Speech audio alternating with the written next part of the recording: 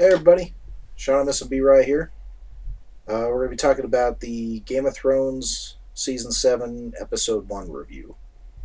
And we're looking at doing reviews on each episode this season. And since there's only 7 episodes, it shouldn't be too bad. So let's dive right in. All right. So right off the bat, we enter the show with Walder Frey giving a speech to all the rest of the Freys. Yeah. I was really confused at first. I was like, is this a flashback? What's going on? And I was like they start talking. I was like, oh, I get what's going on now. You can tell, like, the actor's playing not quite Walder Frey. He's kind of playing it as someone else playing it, in a way. Like just the way he's got that smirk. Yeah. It's like... You did a good job. Oh. And then everyone's up coughing bits of their lungs out. And yeah. Yeah, it was great. Yeah, that was perfectly acted by... I don't know his name, but... I forget his name. The cat guy from Harry Potter. Yeah. And then after that, we see a vision of the White Walkers coming through like a snowy field. Yeah, 3 fucking giants. Yeah, zombie giants. I forgot that they could resurrect those. Yeah. And I was like, oh, that's right. The only thing I don't get is that they're... Like I get that they're zombies, basically, and they're just like all just walking blindly forward. Right. But it's like, giants have like a bigger stride. How did they not accidentally step on somebody? Well, they might step on them, but they still get back up, you know? I guess. That was just something that was like kind of weird to me. That'd be kind of cool if, like, the giant White Walkers... Like, there's got to be some White Walkers that don't have legs because of, like, battles and stuff. Yeah. Their legs get chopped off. So, like, they would just have them, like, fastened on in certain places. So they could just take them and throw them in the middle of, like, a bunch of people, and they just have knives, and they're slashing as they're being whipped around. Fastball special. Fastball special. So with that vision, we realize that it's Brandon Stark having that vision as they roll up to the wall, and Jon Snow's new Night's Watch commander meets them at the gate, and they tell him that he's Jon Snow's brother, so they let him in. Then after that, it cuts to Jon Snow and Sansa, right? I think so. Over at... it's been a week. Yeah. Back at Winterfell, having a meeting. And, of course, Lady... Lady Mormont. Is it Lady Mormont? Oh, the bear girl? Yeah. Yeah. Yeah. She's the best character in Game of Thrones now. But she has a nice little speech, and they decide that they're going to teach all women and children how to fight. Yeah, the boys and the girls. Yeah. And basically, like, coming up with a plan of attack as to how they're going to prepare for the long winter that's coming, or that's there now. But yeah, for battling the White Walkers. Right. And Sansa's pretty adamant about don't forget about your enemies to the south, talking about Cersei. Yeah. Yeah, Sansa... She needs to cool it. She needs to chill out a little bit. Yeah, she's coming a little hot off the handle. Yeah, because you can tell that Jon wants her help. Mm-hmm. But you don't need to be questioning him in front of everybody. No. It's like he already decided, like, last episode, last season, that he needs to be, like, the kind of, the face of the leader. Right. Now. Because he's got support of the wildlings. He's got support of the North. Yeah. You know. And her just, like, going at him in front of everybody, just... undermining his every call. It's like, it's not helping things. It's... You know, it's like... She's being a pain in the ass. Yeah. And it's like, I'm sure he wants our help, and I'm sure, like, there's going to be other things that he will move to her side on. But, like, not what she was proposing. No. The kids are the people who fight. They don't need to be punished. No. She's on the deep end right now, and, like, You can understand why, but she just needs to chill out. She's got a thirst for vengeance. Oh yeah, Especially after what she did with Ramsay Bolton. it's a good thing she didn't go the route that Arya took.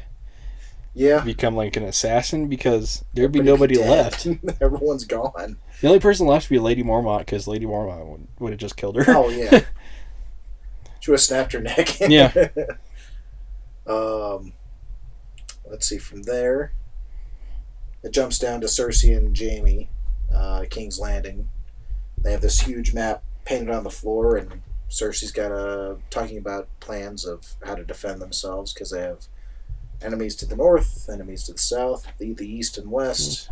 Enemies to the east. Yeah. Cersei is like very calm about having no kids now. It creeps me out seeing her calm, like she. You figure that she would just be devastated and just in a catatonic state, just not wanting to do anything. But she's motivated now. Yeah, she seems pretty fine by it. Almost like there's a burden that's been lifted from her. Yeah. Like the only kid she cared about was the shitty one. Yeah. Fucking Joffrey. Yeah. And yeah, Jaime tries to tell her, like, we haven't talked about Tommen yet. Like what happened with him. She's like, nah, he's dead. Let's just move past. Okay. Yeah. Um. And in the back of Jaime's head, it's like, I killed somebody. I killed a king. Because he was talking about doing something similar, and then you did it. Mm-hmm. He's like, I might be the Queen Slayer as well. Like, he's going to be Queen Slayer. Him or Tyrion. It's going to be Jaime. I know. I'm thinking it's going to be Jaime too. Because that's part of the witch's prophecy for her. Yeah. Yeah, was dying by her brother's hand or whatever. Yeah. Let's see what happened after that. I think after that, the uncle of the Ironborn, Euron Greyjoy. Yeah, his name is surprisingly close to urine. Yeah, but he shows up and he wants to marry Cersei and give him all of his ships, and she tells him no, and then so he says, "Well, I'm going to go find a present for you that'll make you change your mind," and he leaves. It's like, I don't know how that scene was really weird. Yeah. Like, he seemed like he was doing his best to, like, trying to do like a Johnny Depp from, like, Pirates of the Caribbean. Yeah, he was very, waving. Yeah, it was really weird. I don't know. Like, that scene took me out of Game of Thrones more than any other scene in the show. Yeah. Yeah, that was just a weird scene. He was just too, like, lackadaisical of what was going on. Yeah. It was just like... So sure of himself, too. Yeah. It was like... It was almost like he understands the power that Cersei has, but, like, completely underestimates her. Mm-hmm. And it's like, by now, I don't need to see that from anybody. Mm-hmm. I do like how he was trying to step forward, and then the mountain stepped forward, and he stopped. He stepped back, and the mountain stepped back. He's like, okay, all right. You just stay there. I'll stay here. Yeah, it was like... And I think, like, pretty much everybody at this point knows what's going on between Jaime and Cersei. Oh, yeah. But now that she's queen, ain't nobody gonna bring that shit up. No, but, like, why make jokes at Jaime's expense? That's not going to get on Cersei's good side, I don't think. Yeah. But, I mean, who knows? She kind of just doesn't give a shit about... She didn't give a shit about family anymore. Yeah, so who knows? Yeah.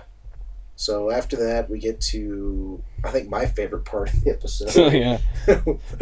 Where Sam is showing his daily duties throughout the day at the Citadel, or the Citadel. He's emptying out chamber pots. just 10 minutes of log rolls and fucking shit water. Ugh.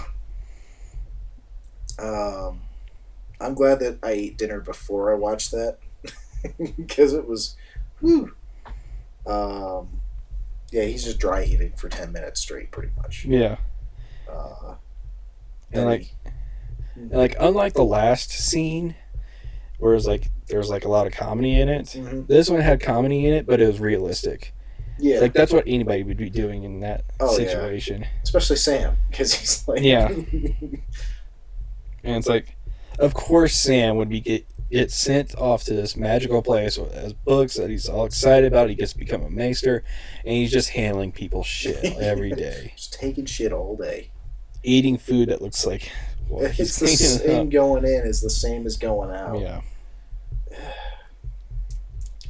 So after that fun little bit, it goes over to.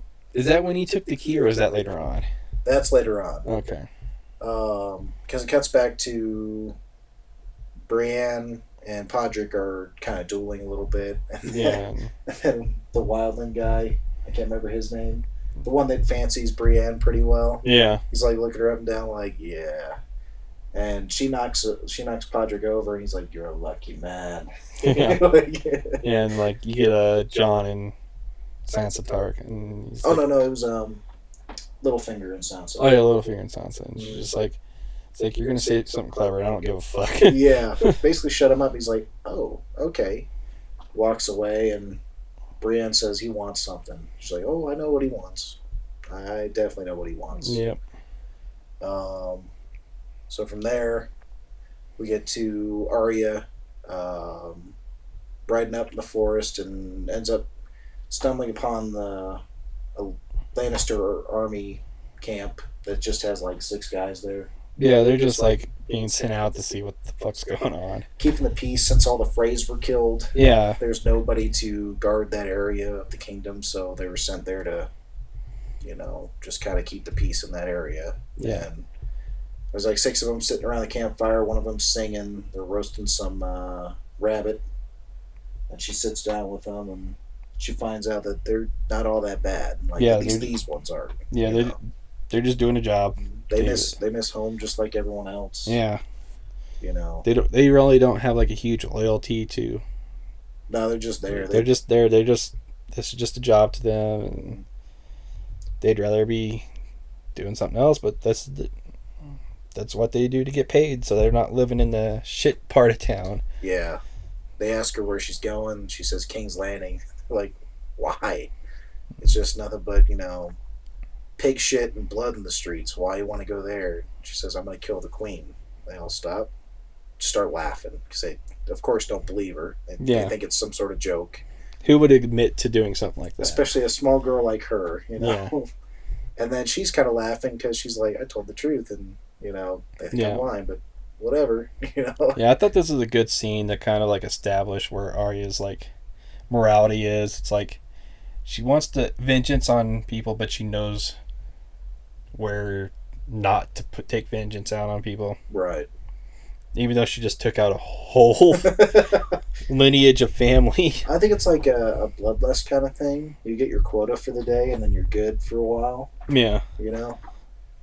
So she just racked up a lot of kills, so she should be good for like at least the weekend. Yeah, but it basically just showing you that like she's just not an asshole. She's got it in her mind who she wants to kill, and she doesn't need to take out anybody, any side characters. Yeah, unless they get in her way. Yeah. After that, we go to the Hound, Sandor Clegane, who's riding with the Brothers of Light. Or the Brothers Without Banners, whatever they're called. Yeah. And they end up stumbling across the farm that last season, he and Arya, when they were riding together. Was it 2 seasons before? Yeah, that was 2 seasons before. Yeah. Yeah. Because he was going to take her to the twins, because that's where Robb Stark was.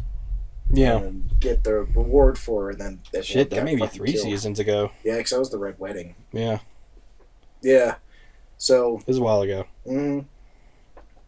So they go back to that same exact little house, little farm, and the father and the daughter are dead, and like they're kind of like, oh, I wonder what happened here. And he's like, yeah, I kind of know what happened here. Not really explaining anything, but you can tell he's he's very, at the time, he was like, fuck them. They're going to die anyway. I'm going to take their shit. But like now he sees the cost of his actions. He seems pretty remorseful about that. You know, he's actually like, fuck, why am I still standing here? Why are any of these other assholes standing here and they're dead? Yeah. You know? And they end up having him look into the fire, and he actually has a vision of the White Walkers making it past the wall. Yeah. And I figured that was kind of cool to see, because now he's kind of got a grasp of the bigger picture of what's going on. So now he's got some motivations for the end game as well. I also like that top knot joke that he made. What was it? I can't remember. It was they were teasing him about something. He's like, "Oh, what about you, you fucking cunt? You know, with that top knot on your head, like you're fooling anybody with that bullshit." Because he's going bald. Yeah. You fucking bald cunt. Let's see. After that, Sam is in the library. Decides to steal the keys to the chained up parts, because they have books behind the gate or whatever that not everyone can access, and which doesn't make any sense to me. They're all trying to become maesters. Who gives a shit? Yeah. He ends up stealing a couple books. He takes them back to his little place, and he's reading them, and finds out that one of them lists that there's supposedly a mountain of dragon glass underneath. What's it called? Dragon Storm's Ball? End? No, Storm's End. Dragonhold? Something like that. Basically where... Dragonstone. Dragonstone. Yeah. Yeah. That's the name of the episode, too. Yeah, there's supposedly a mountain of dragon glass there, so he sends a raven off to Jon Snow to let him know what's there. Yeah. And then... I like how this episode kind of like, we know where like everybody's allegiances is basically going to be, or at least we assume where it's going to be, and then this episode's like cut straight to it. Yeah. We don't have to wait like episodes for it. Yeah. We're just kind of, we all know where we're going, so we're just going to step it up a little bit. Yeah. Streamline it. It's like there's so few episodes, there can't be filler episodes. No.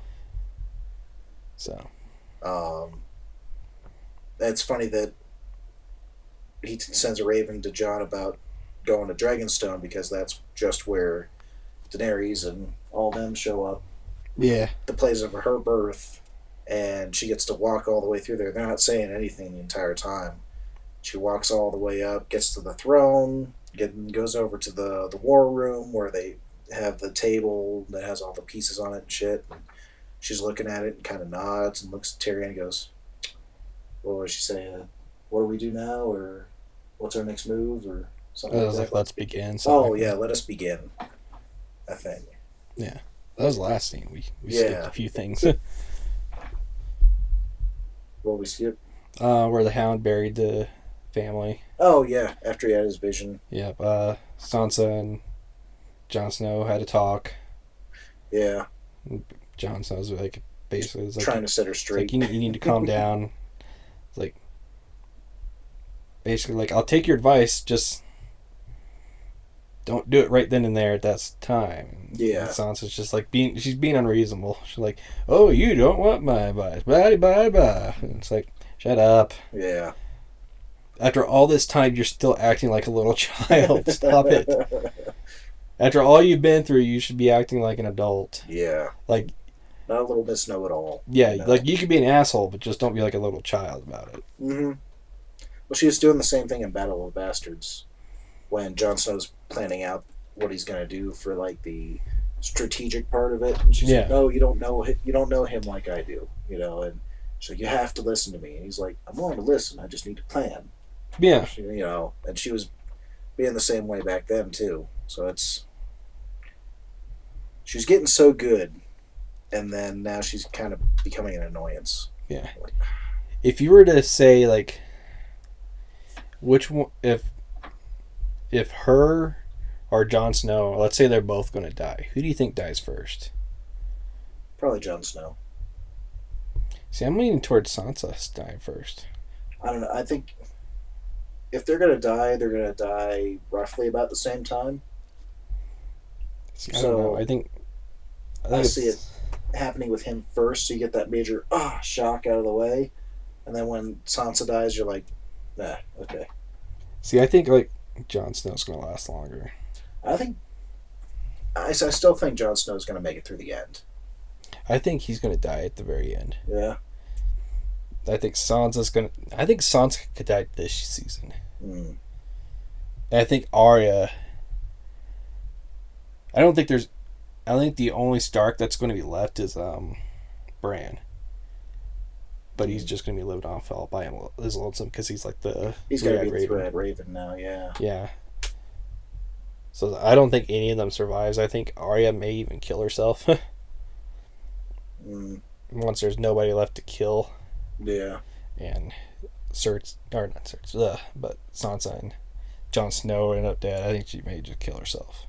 I kind of like to see, even though they're aunt and nephew, like Jon Snow and Daenerys getting together, and then Daenerys like leans in close and she goes, "I heard you do this thing with your tongue. You have to tell me what it's about." She wouldn't know about that. She knows nothing of that. Never related, you sicko. Hey, you know that Targaryens did that all the time. So that's pretty much the end of season or episode 1. So we're gonna have another one of this for episode 2, all the way through 7. So let us know what you think in the comments below. You know where you think this is going, who's gonna die next, all that good stuff. Any closing thoughts of wisdom? No, I think it was just like one of those episodes where it's just like it. All it was really telling you is where all the pieces are on the table, but it was still really good. Yeah. What would you rate it? I'd probably give it a solid 7. Yeah. I'm about there. 7 sounds good. Yep. All right. Thanks everybody for watching. We'll see y'all next time.